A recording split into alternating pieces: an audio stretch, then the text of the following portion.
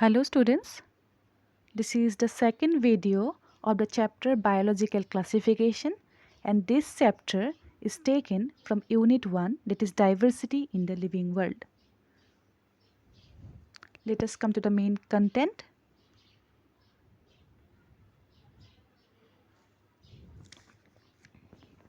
Okay, so in the previous class we discussed about the kingdom Monera. Today we'll discuss about the kingdom Protista. So Protista are single-celled eukaryotes. That means they are unicellular eukaryotes. And what is the meaning of eukaryotes? Eukaryotes are the organisms which have well-defined nuclear membrane, or they have well-defined nucleus. So Protista are unicellular, that means they are single-celled eukaryotes. The second point is boundaries of this kingdom are not well defined. Here in this point the boundary is referred to cell boundary. That means cell wall. Here cell wall may or may not be present. The next is cellular body organization. Protista possesses cellular body of organization. That means their body is made up of cells, and these cells are not further classified or not further accumulated to form tissues. The next is Protista may be classified into 5 types. This is the most important point. So the kingdom Protista is further divided into 5 types. What are the 5 types? They are chrysophytes, dinoflagellates, euglenoids, slime molds, and protozoans. They are chrysophytes, dinoflagellates, euglenoids, slime molds, and protozoans. These are the 5 types of protozoa found. They are primarily aquatic, means they generally live on water. Forms a link with the others dealing with plants, animals, and fungi. Okay, the kingdom Protista, they form a link with the rest other 3 kingdoms given by R.H. Whitaker. The other 3 kingdoms are plants, animals, and fungi. So Protista is a link that collect or that link the plants, animals, and fungi. The mode of nutrition in Protista is autotrophic or heterotrophic. That means the organisms present in the kingdom of Protista takes their food by themselves, or they depend on other organism. That means they synthesize their food by themselves or they depend on other organisms. So here it is written as mode of nutrition is they may be autotrophic, that means they can synthesize their own food by themselves, or heterotrophic, means they cannot prepare their own food, they depend on others for their food. Okay, so let us come to the first type of Protista, that is chrysophytes. The first point is cell walls from 2 thin overlapping cells which fit together as in a soap box. Okay, so here the cell wall is compared with a soap box.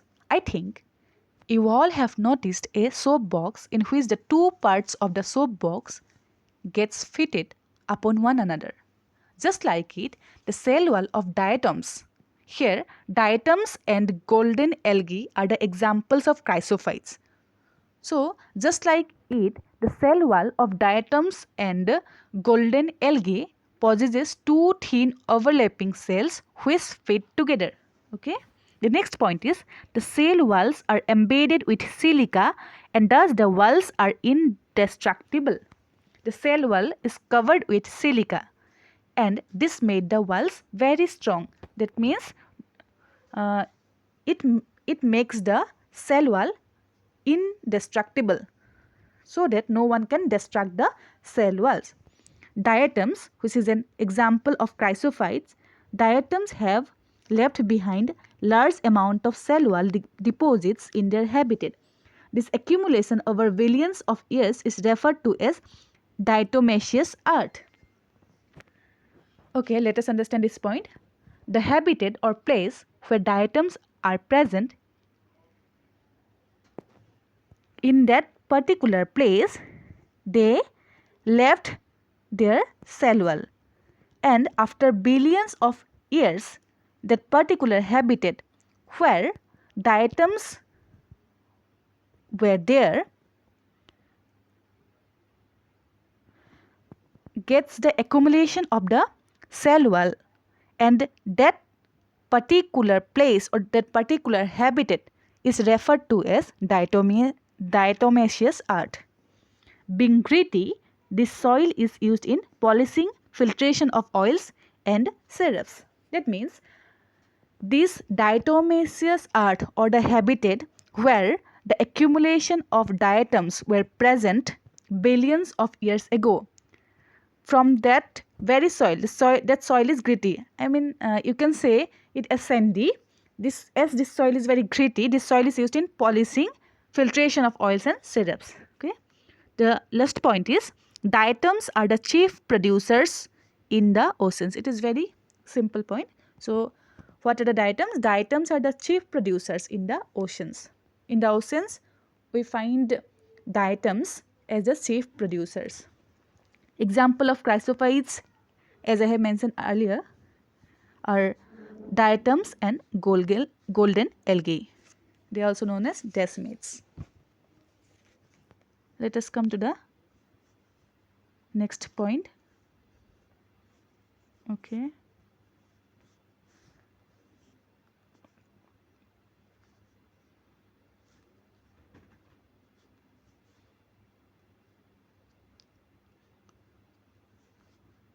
Sorry. The next slide here we'll study the second type of protista, that is dinoflagellates. Okay, dinoflagellates.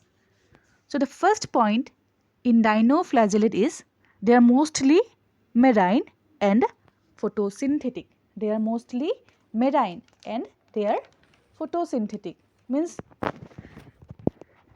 their photosynthesis means they contain photosynthetic pigments, and these pigments helps in their synthesis of their food. And the dinoflagellates, most of them have two flagella.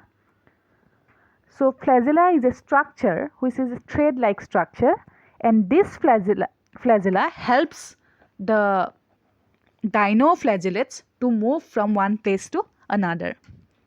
So dinoflagellates have two flagella. They appear yellow, green, brown, blue or red depending on the main pigments in their cells.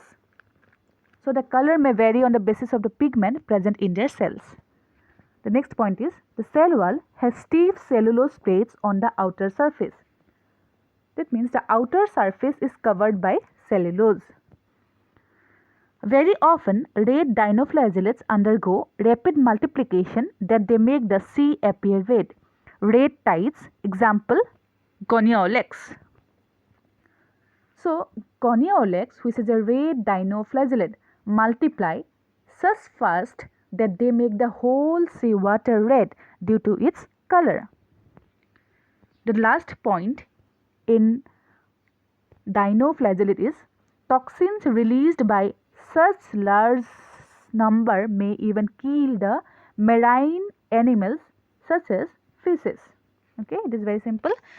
This toxins released by this Goniolax may even kill other marine animals such as fishes. They may also kill the marine animals such as fishes. The third type is euglenoid. Let us come to the characteristics of this type. So the first is majority of them are watered. That means they are present in water. They are present in fresh water. Okay, the example of this type is euglena. So the second point is no cell wall but protein-rich layer called pellicle which makes their body flexible. So it is a very important point in this type.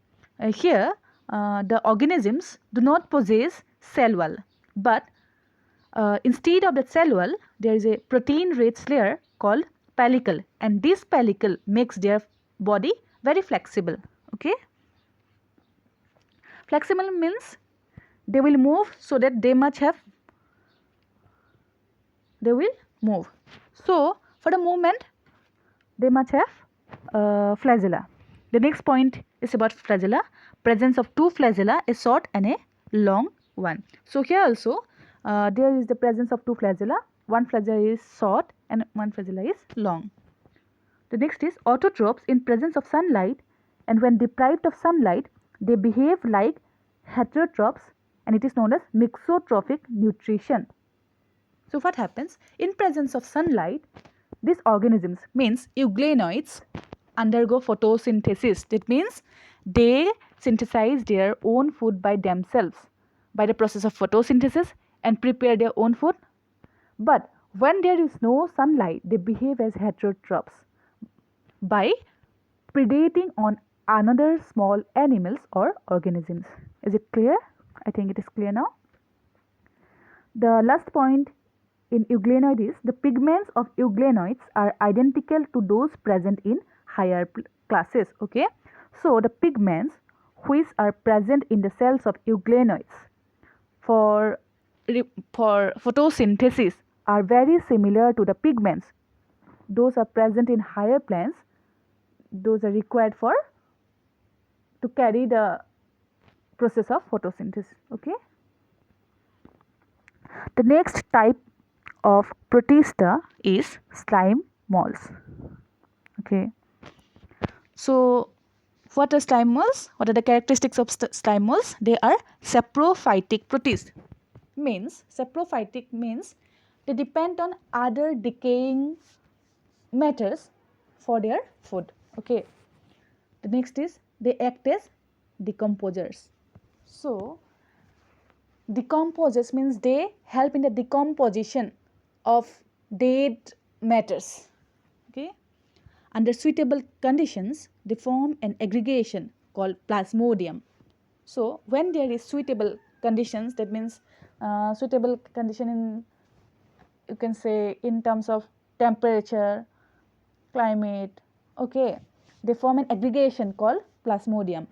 That means there occurs the accumulation of slime moles, and that accumulation or that gathering is called plasmodium. These grow and spread over several feet. That means that accumulation called plasmodium that grow and spread over several feet. They grow and spread over several feet. Okay. The next is during unfavorable conditions, the plasmodium differentiates and forms fruiting bodies bearing spores at their tips. And okay, we know now that during suitable conditions, the slime moles aggregate and they form the plasmodium. But what happens to this plasmodium when the temperature, when there is unfavorable conditions? So when unfavorable condition arises, this plasmodium differentiates and forms fruiting bodies. That means this plasmodium, they form fruiting bodies bearing spores at their tips, and these particular fruiting bodies bear spores at their tips. At their tips mean at the topmost part of the slime moles, they bear a structure known as fruiting bodies. The next point is the spores possesses true walls. So the fruiting bodies contain or bear spores at their tips, and these particular spores possesses true walls. True walls means they are covered with true walls.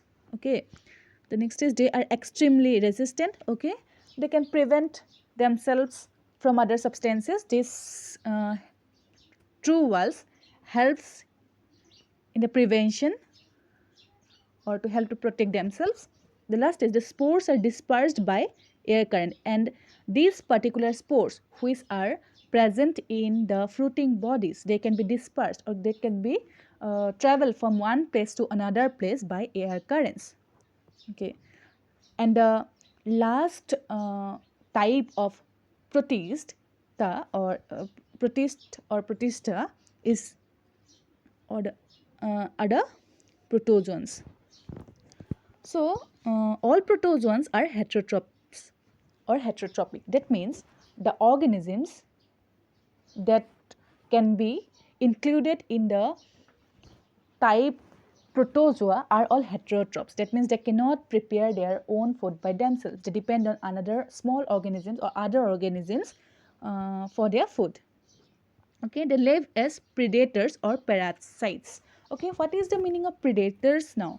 So predators are the organisms which prey on another organism. That means they kill another organisms for their food.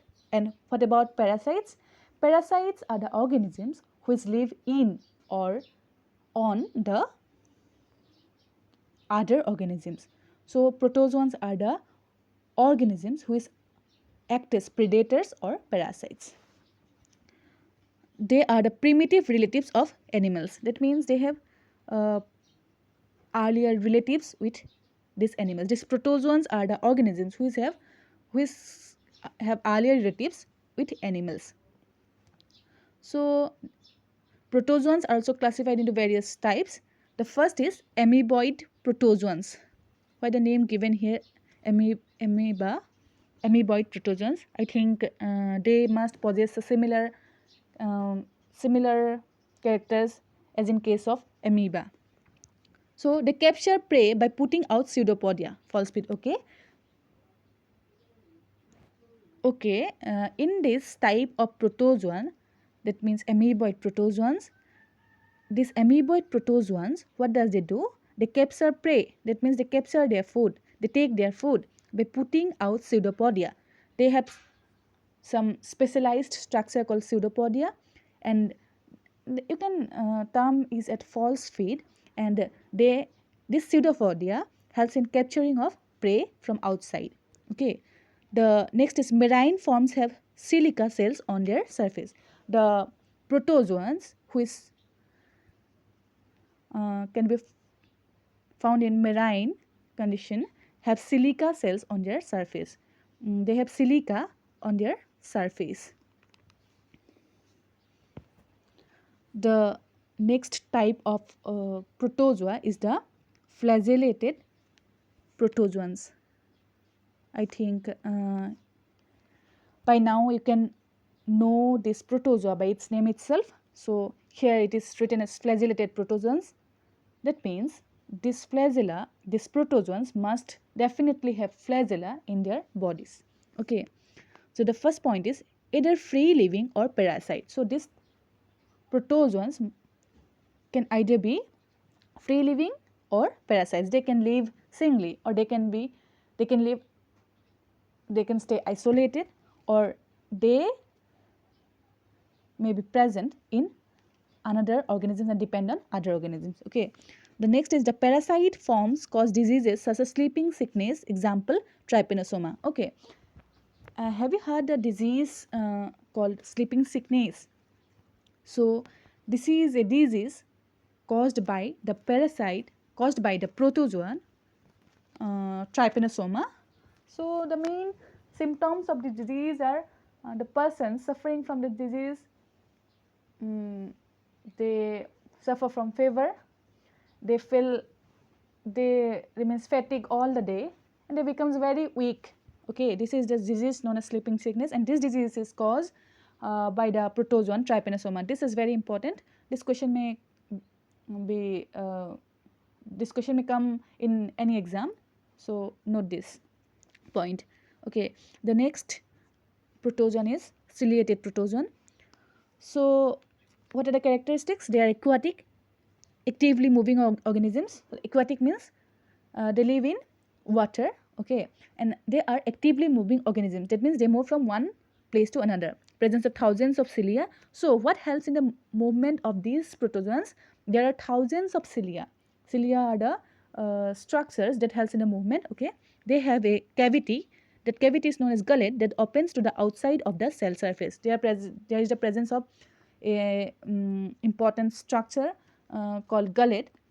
And this gullet is nothing but a cavity. Okay, and the water laden with food to be stirred into the gullet through ciliary action. Okay, so the food mixed with water has to be carried into the gullet, and it is done by the beating of the ciliary movements. Okay, the example of ciliated protozoan is Paramecium. The last type of the protozoan is the sporozoans. They are the infectious spore-like stage in their life cycle. Example, Plasmodium. This cause malaria. So the Plasmodium is a sporozoan. That is, they possess spore-like stage in their life cycle. In the life cycle of Plasmodium, we form certain structures which look like spores, and these spores are known as sporozoids in case of Plasmodium, and these spores of this Plasmodium cause the disease malaria, which is well known to everyone. Okay, students, so I'll stop now for this session, and the next three left, that is the fungi, animalia and plantae kingdom, will be discussed in the next video. Thank you.